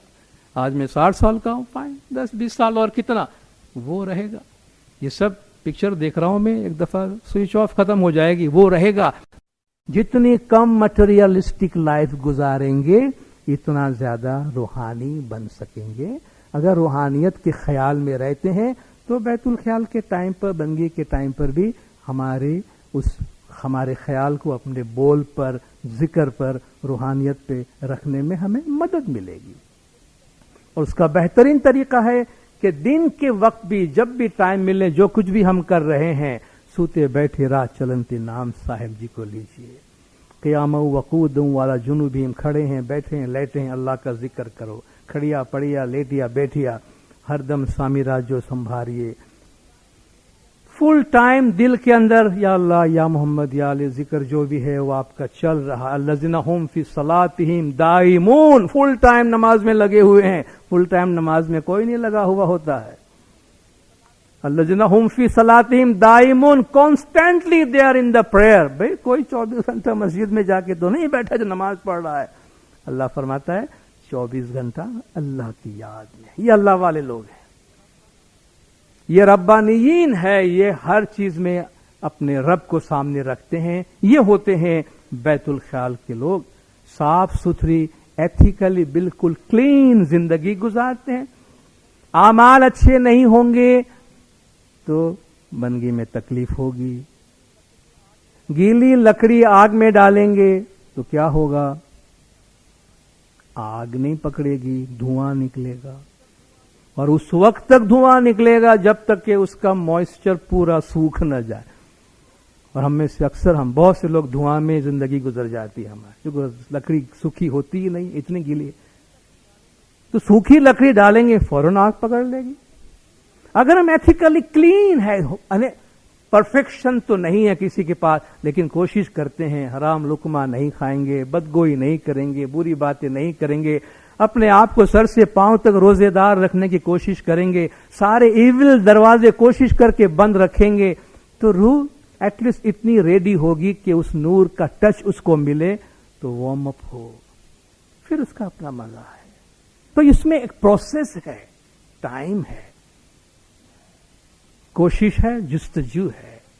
हमारा काम स्ट्रगल करना है, अपना लुकमा हलाल हो, अपने आमाल अच्छे हो, बाकायदगी से उठें और बाकायदगी से इबादत करें। ये हमारी तरफ से जिम्मेदारी पूरी करनी है, बाकी जिम्मेदारी उसके हवाले। हम अपना फर्ज पूरा करें कि रेगुलरिटी के साथ, मौला फरमाते आप उठें और सिंसियरिटी के साथ बैठें, जिक्र में आए, जिक्र पर आहिस्ता आहिस्ता थोड़ा थोड़ा कंसंट्रेट करने की कोशिश करें। अगर हम आधा घंटा भी बैठते हैं, उसमें पहले हम 1 मिनट ट्राई करें, ये जिक्र में बराबर करूं, शायद आधे मिनट में यहाँ हो जाएगा। फिर 5 मिनट मेहनत करके फिर वापस हम अपने आप को गैदर कर सकेंगे। हाफ मिनट फिर कंसंट्रेट करें, फिर वो मुंतशिर हो जाएगा। फिर शायद 5-7 मिनट लगेगा, वो झाड़ू निकाल के सब चीजें एक जगह जमा की, हम चलो फिर कंसंट्रेट करते हैं। आधा मिनट शायद बैठ सके। मौला फरमाते ऐसा ही होता है, पहले 1 मिनट, फिर 2 मिनट, फिर 3 मिनट, फिर ग्रेजुअली इंसान इतना आगे निकल जाता है कि फिर वो होता है, उसका जिक्र होता है। वो बंदगी में है या बंदगी से बाहर है, अल्लाह फरमाता है ये 24 घंटा रिजालुल ला तुलहिहिम तिजारतुम वला बैउन अन जिक्रिल्लाह। ये मेरे वो बंदे हैं कि वो तिजारत में है या बिजनेस में है या ट्रेडिंग में है, वो मेरे जिक्र से उसको कोई भी गाफिल नहीं कर सकता है, वो वहां भी मेरे जिक्र में लगा हुआ है, कॉन्स्टेंटली अल्लाह के रिमेम्बरेंस में होता है। फिर ये सवाल ही नहीं आएगा क्योंकि वो जिक्र में बैठा है या नहीं बैठा है, is the same thing for him, क्योंकि वो इतना ज्यादा रच बस गया है। स्पंज को आप पानी में डालें, वो जब पूरा उसमें तर हो जाता है तो क्या पानी और क्या स्पंज दोनों एक हो जाता है। जिक्र में वो ऐसा तर हो जाता है। मायूस न हो, डिसहार्टन न हो, कोई गारंटी नहीं है। मौला ने फरमाया आपको कल मिले, हो सकता है आप जिस दिन बंदगी में बैठेंगे उस दिन आपको कामयाबी मिलेगी, रूहानी रोशनी मिलेगी। हो सकता है जिस दिन आप ये दुनिया छोड़ के जा रहे हैं उस दिन आपको ये रोशनी मिले, और you may not get it, आपको नहीं भी मिले। लेकिन एक पल भी जो हमने यहां गुजारा है वो बेकार नहीं जाता, क्योंकि वो हम याद में, इबादत में, जिक्र में होते हैं और अपने आप को रूहानी तौर पर एनरिच करते रहते हैं। भिखारी की तरह जो ने लाइन में आके बैठ जाते, झोली फैला है, बस जिसके झोली में जो गिर गया जब गिर गया। हमारा काम यह है कि हम अपने, मौला फरमाते हैं दिल खुला रख के बैठो, गोया झोली फैला के कि या मौला। अब वो उसी दिन हमारी झोली में कुछ डाल देता है, या 10 साल के बाद डालता है, या 20 साल के बाद डालता है, या 50 साल के बाद डालता है। मजा झोली फैलाए रखने में है। बस अपने आप को ऑफर करते हैं। मेडिटेशन अपने आप को क्वाइट करना नहीं है। मेडिटेशन में अपने आप को, अपने माइंड को खामोश करना नहीं है। मेडिटेशन एक दरवाजा है खामोश दुनिया में दाखिल होने का, खामोश दुनिया में दाखिल होने का, कि उसमें वो दरवाजा ऐसा है, उसमें जाते ही खुद बखुद वहां खामोशी ही खामोशी है, वहां और कुछ नहीं है। हमारा माइंड खुद ऑटोमेटिकली खामोश हो जाता। हमारा फर्ज है जो रास्ता इमाम ने बताया है उसके मुताबिक उसको एक्सेप्ट करे और उस पर अमल करे। अगर किसी माकुल वजह से जमात खाने आना, लोग पूछते हैं क्या बंदगी के लिए बैतुल ख्याल में आना ही जरूरी है? ऑफ कोर्स इमाम ने घर बनाया है, मंडली बनाई है, जगह दी है, तो आने के वास्ते ही तो दी है ना। ऑफ कोर्स यहां आके करना है, मगर कोई वैलिड रीजन है। लेकिन इमाम ने फरमाया laziness is not a valid reason, सुस्ती कोई वैलिड रीजन नहीं है। अदरवाइज बीमारी है और ऐसी वजूहात हैं। सिक्योरिटी भी बहुत वैलिड रीजन होती है। इसका मतलब ये नहीं कि हम बंदगी न करें, अपने घर में बंदगी करें, अपने घर में बंदगी के टाइम पे उठें। हो सके तो घर में बंदगी के लिए कोई जगह मुकर्रर कर ले। अगर आप घर में बंदगी कर रहे हैं और वहीं बैठे, वो जगह खुद हमें बंदगी के लिए तैयार भी करेगी और हमारी मदद भी करेगी। अगर हम बाकायदगी से इबादत करते हैं और कामयाब नहीं होते हैं तो क्या हमसे कोई गलती हो रही है? भाई 20 साल से 30 साल से बैठा हूं, अभी तक कुछ पता नहीं चला, तो क्या हम कोई मिस्टेक कर रहे हैं? मैं कुछ वर्ड्स आपसे बताता हूं, इमाम के फरमान में से कुछ वर्ड्स आपसे शेयर करता हूं, जो बैतुल ख्याल के कॉन्टेक्स्ट में अपने डिक्शनरी में से निकाल दीजिए, क्योंकि मौला ने फरमाया कि ये वर्ड्स बैतुल ख्याल में एग्जिस्ट नहीं करते हैं। There is nothing like failure in बैतुल ख्याल। इस वक्त भी बड़ा ईस्ट अफ्रीका के विजिट में repeatedly there is nothing like failure in इबादत, there is nothing like impropriety, कि मैं कुछ भूल कर रहा हूं, मैं बराबर नहीं बैठ रहा हूं, मेरी टेक्निक में कुछ प्रॉब्लम है। There is nothing like impropriety in, there is no negative things in इबादत, देयर इज ओनली पॉजिटिव। तो फॉरगेट ऑल नेगेटिव एट्रीब्यूट्स, कोई भी मनफी चीज बंदगी में नहीं है, only positive. Even getting up and sitting in बंदगी इज ए ब्लेसिंग। उठ गए ये भी ब्लेसिंग है, अपने आप को शाबाशी दे, थैंक्स, शुक्र बोला, उठ गया ये भी एक शाबाशी है, उठ गया ये भी एक ब्लेसिंग है। दुआ मांगने का ख्याल आना इट्सेल्फ एक दुआ है, खुद एक दुआ है अपनी जगह पे। تو اس میں نہ جائیں کہ میں کامیاب ہو رہا ہوں یا ناکام ہو رہا ہوں. مولانا نے فرمایا اس میں ناکامی جیسی کوئی چیز ہے ہی نہیں. جو بھی آپ نے کیا ہے اچھا اچھا اور اچھا ہی ہے, اس میں اچھا ہی ہے. خود اٹھنا, بندگی میں بیٹھنا اٹ سیلف وہ بندگی میں ہماری ترقی کی نشانی اور علامت ہے. اس لیے اس طرح کی سوالات کرنے کی کوئی ضرورت نہیں ہے. اس میں ہمارے رائٹس جیسی کوئی چیز نہیں ہے. اس کی رحمت پر ہے اور اس کے رحمت پہ ہم بھروسہ کریں. بعض لوگوں نے پوچھا اگر ہم عبادت کے دوران سو گئے تو کیا کہ گناہ ہے, یہ ہم سے کوئی غلطی ہے, کیسے انٹرپریٹ کریں گے؟ آپ سو گئے, ہم اس کو ایسے انٹرپریٹ کریں گے کہ مولانا نے فرمایا یو آر ناٹ مشین, آپ مشین نہیں ہیں, آپ انسان ہیں. دوسروں کو معاف کرنے سے پہلے اپنے آپ کو معاف کرنا سیکھیں. اٹھے تو ہے نا, اٹھے ہیں بیٹھے ہیں, پھر نیند آ گئی, شکر اٹھے بیٹھے تو ہیں. کوشش کریں, الرٹ رہنے کی کوشش کریں, مگر ہم انسان ہیں اور ایسی غلطیاں, ایسی بھول ہم سے, ایسی کوتاہیاں ہوتی ہے. اوپر والا بخشنے والا ہے, مگر اپنے طور پہ کوشش کر کے اٹھ کے بیٹھنے اور کانسنٹریٹ کرنے کی جدوجہد کرنا, کوشش کرنا, یہ ہماری زندگی میں ہے, بہت ضروری ہے. بندگی میں بیٹھنے کا کوئی خاص طریقہ ہے؟ بندگی میں بیٹھنے کا کوئی خاص طریقہ ہوتا تو امام آپ کو بتاتے کہ بندگی میں اس طرح بیٹھنا چاہیے. امام زمان اپنے فرمان میں اور پچھلے امام بھی اپنے فرمان میں فرماتے رہے ہیں سیٹ کمفرٹیبلی, سیٹ کمفرٹیبلی. پچھلے جامع امام یہاں تک فرماتے تھے ٹیک لگا کے بیٹھو, کرسی پہ بیٹھو, پاؤں لمبا کر کے بیٹھو, جیسا تم کو ٹھیک لگے ویسا بیٹھو, جسم کو تکلیف ہو اس طرح نہیں بیٹھنا. اور جو بول تم کو دیا ہے اور جو نقش تم کو دیا گیا ہے اس پہ کانسنٹریٹ کرو. تو بیٹھنے کا کوئی طریقہ امام نے نہیں بتایا ہے اور کمفرٹیبلی بیٹھنے کا مولا نے حکم دیا ہے. اس لیے خدا کے لیے ہم کوئی ایک دوسرے کو بندگی میں بیٹھنے کا طریقہ بتانے یا سکھانے کی کوشش نہ کرے. کوئی یہ بھی کلیم نہ کرے کہ بھائی یہ بہت ہی ڈسٹربنگ ٹرینڈ, میں معذرت کے ساتھ کہتا ہوں, ہماری جماعت میں ایک ڈسٹربنگ ٹرینڈ شروع ہوا ہے. مجھے مولا کا حکم آیا ہے کہ میں آپ کو یہ سکھاؤں. مجھے فلاں کے گھر پہ پہنچ گیا, میں بھائی مجھے آپ کے بارے میں مولا نے یہ پیغام دیا ہے. مولا نے آپ کو دیا پیغام, یہ ڈائریکٹ مجھے کیوں نہیں دیا؟ مولا نے کہیں کسی جگہ پہ یہ فرمان فرمایا کہ بعض لوگوں کو میں اس طرح سے پیغام دیتا ہوں تمہارے پاس آ کے تم کو پیغام پہنچائیں گے؟ امام نے ادارے بنائے, انسٹیٹیوشنز بنائے, ان کے ذریعے سے امام آپ کو پیغام پہنچاتے ہیں. اور جو امام کسی اور کو جا کے فرماتا ہے کہ فلان کو جا کر یہ کہو, وہ امام یہ طاقت بھی رکھتا ہے کہ ڈائریکٹ آ کے مجھے کہے کہ تمہارے واسطے یہ پیغام ہے. آپ سوچیں اگر اس طرح کی باتیں میں کرتا ہوں, اب ٹھیک ہے میں مولا سے, میرے تو پہچان ہے, میں مولا سے پوچھواتا ہوں کہ واقعی آپ نے فلان شخص کو میرے واسطے یہ پیغام دے, آپ سوچ سکتے ہیں آپ کس پوزیشن میں ہوں گے. تو please remember in spiritual matters there is no intermediary between the imam and the murid.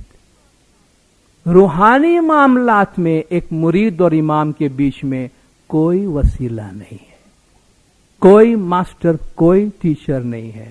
It is دا امام اینڈ دا مرید. اور مولا بار بار فرماتے ہیں یہ آپ کا آپ کے امام سے انڈیویجول رشتہ ہے.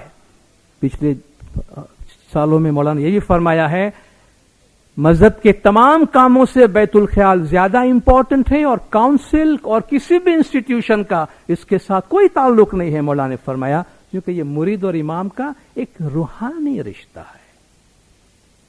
تو مولا نے کوئی بیٹھنے کا طریقہ نہیں بتایا اور نہ مولا نے ہمیں بیٹھنے کا طریقہ سکھانے کے لیے کوئی استاد یا کوئی ٹیچر ہمارے واسطے اپوائنٹ کیا ہے. ایسا ہوگا تو زمانے کے امام خود آپ کو بتائیں گے. مولا کبھی بھی ہماری جماعت کو بے خبر نہیں رکھتے ہیں اور سرپرائزز نہیں بھیجتے ہیں ہمارے روحانی بچوں کو, مولا کے روحانی بچوں کو. اس طریقے سے روحانی روشنی یا روحانی طاقت کیا چیز ہے؟ بس ایک دو سوالات رہ گئے یہ لے کر میں اپنی, چونکہ یہ آپ ہی کے سوالات ہیں. لوگوں نے پوچھا واٹ از روحانی طاقت یا روحانی روشنی چیز کیا ہے؟ یہی تو بات ہے. اس لیے تو عبادت کرنے کو کہا جاتا ہے. ہر چیز بیان نہیں کی جاتی, یہ نہیں کہ ہم جانتے ہیں مگر نہیں بتا رہے ہیں. یہ بتانے جیسی، بلکہ ایسی چیز ہے جس کو کوئی بتا نہیں سکتا، اس کی کوئی زبان نہیں ہے. آپ کے دنیاوی کانٹیکس میں بھی بعض چیزیں بتا سکتے ہیں، بعض چیزیں نہیں بتا سکتے. بھئی میں آپ سے بڑی محبت کرتا ہوں، دکھاؤ تیری محبت کہاں ہے؟ آپ محبت کا ایکسپریشن کریں گے، بھئی گلے سے لگائیں گے، ماں بچے کو پیار کر رہے، یہ سب ٹھیک ہے، مگر محبت کدھر ہے؟ یہ تو آپ مجھے ایمبریس کر رہے ہیں اور آپ مجھے پپی دے رہے ہیں، but where is the love itself? محبت کہاں ہے؟ دکھا سکتے ہیں؟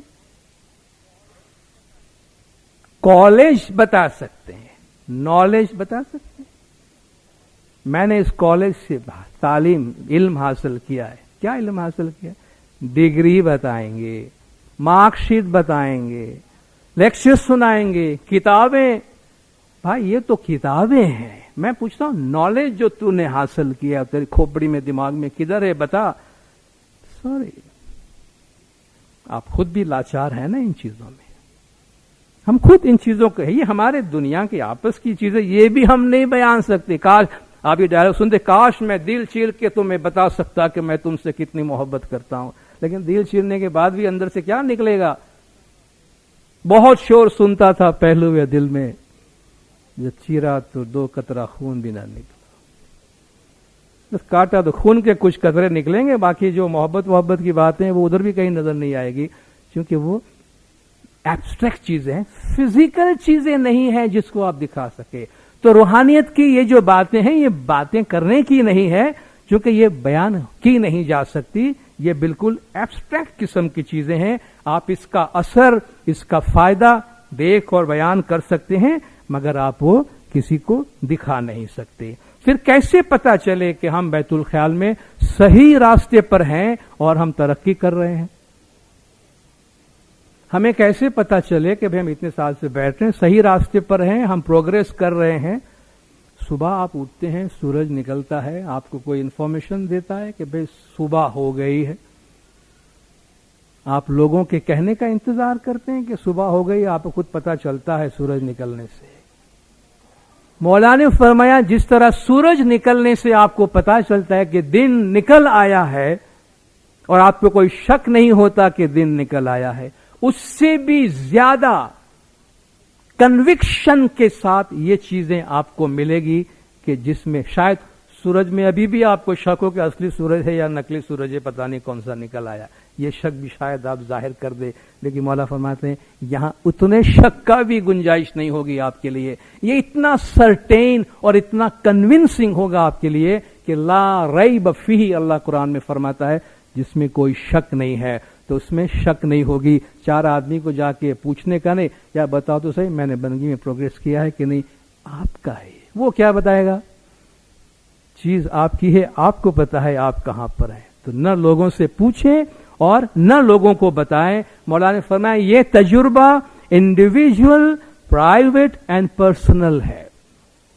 Cap it to yourself, don't discuss about it, don't talk about it. مولانا نے فرمایا یہ تمہاری ذاتی ہے، انڈیویجول ہے، پرائیویٹ ہے.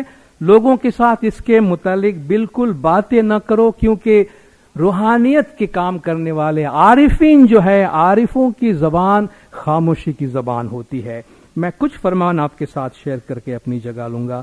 امام سلطان محمد شاہ صلوات اللہ علیہ فرماتے ہیں 1905 سے لے کر حاضر امام کے 91 تک کے فرمان کے جو میسیجز، سیم میسیج میں آپ کے ساتھ شیئر کرنا چاہتا ہوں. زنجبار 1905 کا یہ فرمان ہے 16 جولائی. آپ یہ بڑے کانگوا والے، کانگوا کہتے ہیں بیعت کو، آپ میں سے جو بزرگ ہیں وہ سمجھتے ہیں بڑا کانگوا کیا ہے. کانگوا بیعت کو کہتے ہیں. اور بیت الخیال میں چونکہ آپ دوسری بار امام سے جا کے کال کرتے ہیں، وعدہ کرتے ہیں، اس لیے اس کو بڑی بیعت کہتے ہیں، موٹا کانگوا. تم یہ بڑے کانگوا بیت الخیال کا کام کر کے ایک دوسرے سے آپ باتیں کرتے ہیں اور پوچھتے ہیں، وہ بہت ہی بری بات ہے. یہ بہت گناہ کا کام ہے. اس کے جیسا دوسرا بڑا کوئی گناہ نہیں ہے. یہ بات کرنے والے سے خدا پوچھے گا کہ اس نے کیوں یہ بات کی، اور پوچھنے والے سے بھی پوچھے گا کہ تم نے کیوں پوچھا. بیت الخیال کی باتیں، بندگی کی باتیں، عبادت کی پروگریس کی باتیں. ایک دوسرے کی روحانی اسٹیج بتانے کی باتیں، ایک دوسرے کی روحانی اسٹیج پوچھنے کی باتیں، گمراہ کرنے والی چیزیں ہیں یہ ساری باتیں. یہ فلاں شخص بڑا پہنچا ہوا ہے، فلاں شخص بڑا پہنچا ہوا ہے. میں نے پہلے بھی عرض کیا ہے، آج بھی عرض کرتا ہوں، ایک جملہ لکھ لیجئے گا اپنے پاس: جو پہنچتا ہے وہ بولتا نہیں ہے، جو بولتا ہے وہ کہیں نہیں پہنچا ہے. جو پہنچا ہے وہ بولتا نہیں. ہمیں آوی کہنے مڑیے تینی کوئی آگر نہ کروی بات، جو انتر نو بھید کہنے آلشو تو رسامڑو ہمارو تھا. ہم کسی سے آ کے ملتے ہیں تو کسی سے بات نہیں کرنا. اگر تم نے کسی سے بات کی تو ہم روٹھ جائیں گے. مولا فرماتے ہیں اگر تم بات کرو گے تو اپنے آپ کو گنوا بیٹھو گے. اگر کسی سے بات کرو گے تو ہم روٹھ جائیں گے. رسامڑو ہم تنو دوہیلو، ہم روٹھیں گے تو پھر بڑے روٹھیں گے. دوہیلو گھنو گھنو جان، بہت بھاری پڑے گا تم کو. وڑی ابھا رہی جو تب کرشو بھائی توئی نہ ملشو جان. پھر کھڑے رہ کے بھی گریا زاری کرو گے تو پھر واپس نہیں آئیں گے ہم تمہارے پاس. تو بہت احتیاط رکھنا، اس کی باتیں نہیں کرنا. مولا فرماتے ہیں تم سے پوچھنے والے کو بھی پوچھے گا کہ کیوں پوچھا تم نے، بولنے والے سے پوچھے گا تم نے کیوں جواب دیا. اس وقت آپ کیا جواب دیں گے؟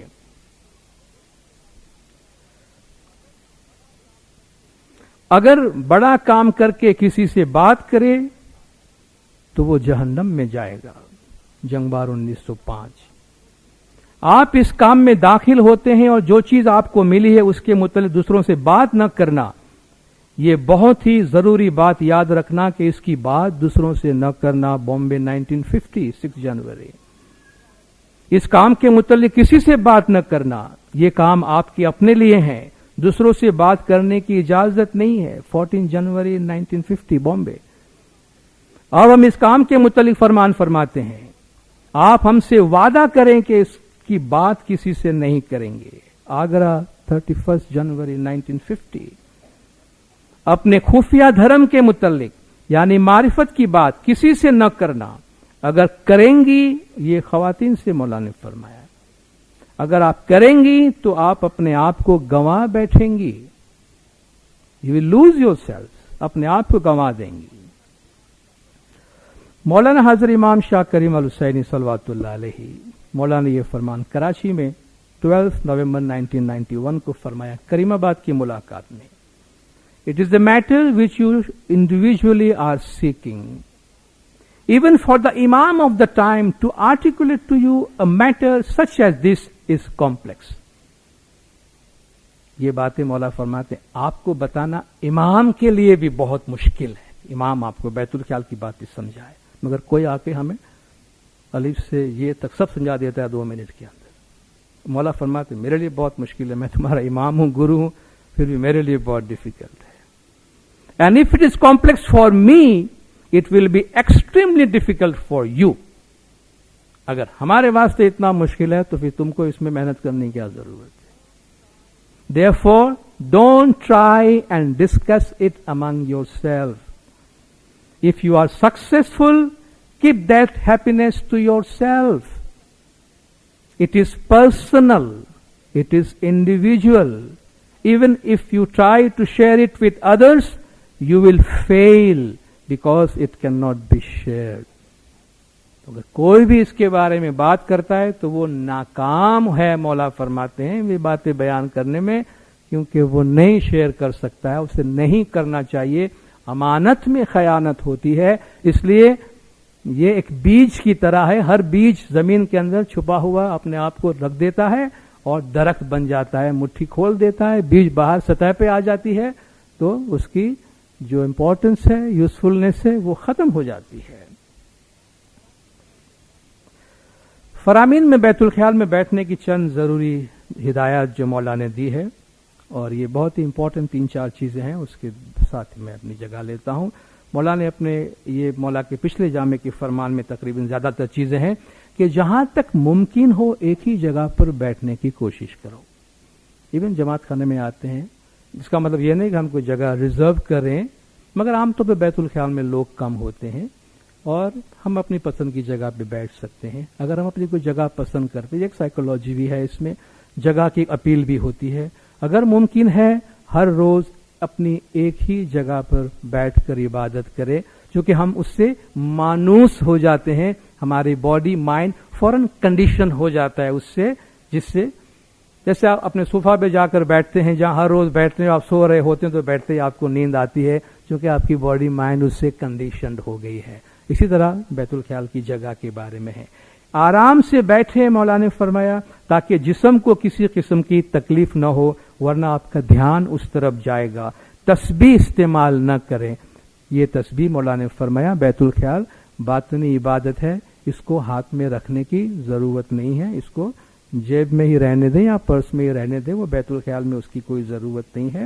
زبان استعمال نہ کرے، بیت الخیال کا ذکر ایون وہ لوگ جو بھی بندگی جنہوں نے بول نہیں لیا ہے اور اپنے طور پہ کوئی ذکر کرنا چاہتے ہیں، یہ ذکر دل سے کرے، زبان استعمال کیے بغیر۔ اللہ قرآن میں فرماتا ہے وَاذْكُرْ رَبَّكَ فِي نَفْسِكَ، اللہ کا ذکر کرو اپنے نفس میں، تَضَرُّعًا وَخِیفَةً، گڑگڑاتے ہوئے اور خوف کے ساتھ، دون الجہر من القول، زبان سے آواز کیے بغیر، بالغدو والآصال، صبح اور شام۔ یہ ذکر تمہارے دل کے اندر ہونا چاہیے، زبان سے نہیں۔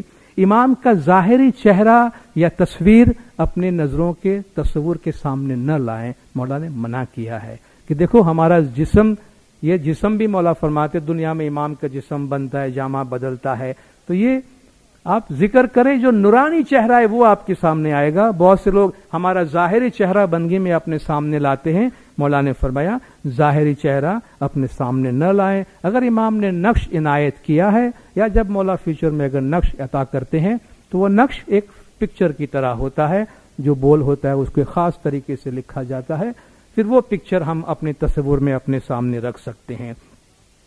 اور سانس و سانس اپنے بریدنگ کو فورس کرنے کی ضرورت نہیں ہے، نہ ہی مولا نے منع کیا، یہ تو فرمان بیسڈ باتیں کی ہے۔